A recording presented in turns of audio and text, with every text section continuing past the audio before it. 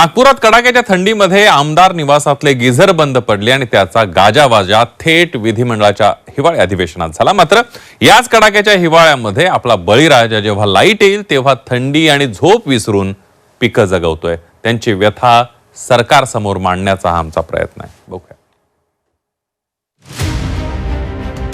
नागपुरात कडाक्याच्या थंडीत आमदार निवासातला गीझर बंद झाला। त्यामुळे आमदार मंडळींच्या पीएन सोबत आमदार मंडळी सुरुवातीला गारठली आणि नंतर गैरसोयीवरून पेटून उठली। सकाळी वीज खंडित झाल्याने थंडीच्या वातावरणात प्रसाधन गृहातील गीझर बंद पडले होते। त्यामुळे मीटिंग्स अधिवेशन याकरता घाईने येण्याच्या वेळी यामध्ये मोठी गैरसोय झाली। अशाच अनेक अत्यावश्यक सुविधांची गैरसोय आज रोजी जाणवत आहे। मी यावेळेला आमदार निवासात राहतोय। 3 दिवस गीझर बंद आहेत। आपण सांगितलं होतं 3 दिवस बंद आहेत, ते तर आज सांगतायत। मी 3 दिवसाचं सांगतोय। या आमदार मंडळींना आणि राज्य सरकारला आम्ही वेळेत वीज न मिळाल्यानं काय त्रास भोगावा लागतो त्याची खरी उदाहरणं दाखवतो। सुरुवातीला जाऊयात परभणी जिल्ह्यातील पिंगळी गावात। इथं रात्रीचे 11 वाजलेत। पारा फक्त 4 अंशांवर आहे। बोचऱ्या थंडीत पिंगळी गावचे तरुण शेतकरी माऊली डुबे शेताला पाणी द्यायला निघाले।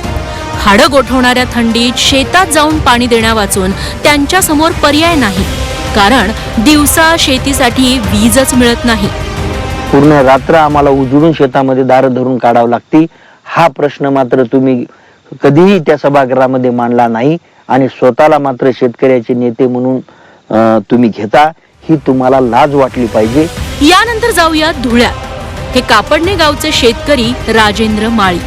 वय झालं तरी घर जगवण्यासाठी त्यांना रात्र अशी जागवावी लागतीये। 4 अंश सेल्सिअस तापमानात त्यांनाही मुलासोबत शेतावर जावं लागतं। रात्री 11 नंतर लाईट येते, नंतर रात्रभर शेतात ते पाणी भरतात। शेतकऱ्याला जे आश्वासन दिले होते सरकारने, ते आश्वासन अजून सुद्धा पूर्ण झालेली नाहीये। वेळोवेळी रात्रीच लाईट मिळते, सहसा दिवसा लाईटच चालत नाही। राजेंद्र माळींची जी व्यथा तीच कथा आबा माळींची। शेतात गहू हरभरा लावलाय। दिवसा शेताची मशागत आणि रात्री लाईट आल्यावर पाणी द्यायला पुन्हा शेतातच मुक्काम। यात माळींना घरचा रस्ताच दिसेनासा झालाय। रात्रीच्या वेळी शेताला पाणी देताना विंचवा काट्याची भीती असते ती वेगळीच। मात्र करणार काय, कारण गुंठाभर शेतावर पोरांची वीदभर पोट पण भरायची आहेत ना। आम्हाला कसं याची भीती आहे, बिबट्याची भीती आहे, साप जनावरची भीती आहे। जास्त दिवसाभर शेतीमध्ये काम करावं लागतं, लगे रात्री 12 प्यावं लागतं आम्हाला। राज्य सरकारला इतर मुद्द्यांमध्ये सध्या शेतकरी आणि त्याची ही विजेची समस्या दिसत नाहीये, म्हणून झी 24 तासनेच रात्रीच्या अंधारातला शेतकऱ्याचा विजेअभावी चाललेला संघर्ष दाखवायचं ठरवलं। किमान माध्यमांच्या कॅमेऱ्यातून तरी शेतकऱ्यांचे खरे प्रश्न विधिमंडळाच्या सदनात पोहोचतील। अधिवेशनामध्ये शेतकऱ्यांच्या मुद्द्यावर चर्चा झालीच नाही। आजही शेतकऱ्याला 11 वाजेला म्हणजेच रात्री वीज पुरवठा होतोय। 4 अंश सेल्सिअस तापमान आहे धुळे जिल्ह्यामध्ये नोंदवलं गेलेलं आणि अशा कडाक्याच्या थंडीमध्ये शेतकरी रात्रीच्या वीज पुरवठ्यामध्ये शेताला पाणी देतोय।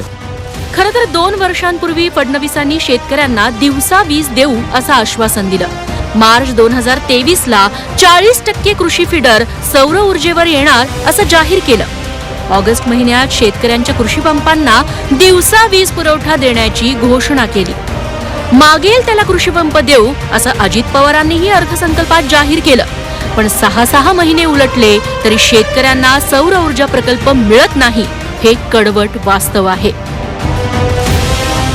खतांच्या वाढलेल्या किमती, शेतमालाला मिळणाऱ्या अनिश्चित किमती, हमीभाव नसल्यानं पडलेले दर, या सगळ्यात दिवसा शेतीसाठी वीज न मिळणं ही सगळी संकट शेतकऱ्यांच्या पाचवीलाच पुजलेली आहेत। विजेअभावी 1 दिवस गिझर बंद झाला तर 2-2 आमदार तक्रार करतात। मात्र शेतकऱ्यांनीच निवडलेले नेते मंडळी मात्र बाकीच्या राजकारणात दंग असतात। तेव्हा मायबाप सरकार आता तरी शेतकऱ्यांकडे लक्ष देणार का?